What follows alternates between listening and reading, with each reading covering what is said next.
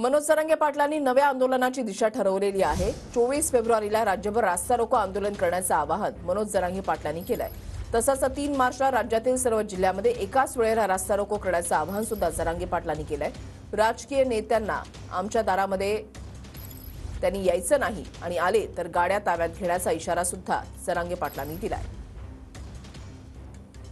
तर कधीपासून जरांगे पाटील आंदोलन करणार आहेत त्यावर एक नजर टाकूयात। आंदोलनाची दिशा 24 तारखेपासून रोज राज्यभर रास्ता रोको आंदोलन करा। सकाळी 10:30 ते 1 आणि दुपारी 4 ते सायंकाळी 7 पर्यंत रास्ता रोको आंदोलन करा। 3 मार्चला प्रत्येक जिल्ह्याच्या वतीनं एकच मोठा रास्ता रोको करा। वृद्धांनी आमरण उपोषणाला बसावं। उपोषणावेळी एखाद्या वृद्धाचा मृत्यू झाला तर सरकार जबाबदार। मराठा आरक्षण मिळेपर्यंत निवडणूक घेऊ नका मनोज जरांगे। प्रचाराच्या गाड्या गावात आल्या तर ताब्यात घ्या। निवडणूक झाल्या की यांच्या गाड्या त्यांना परत करा। नेत्यांचा आणि मराठ्यांचा आता काहीही संबंध नाही।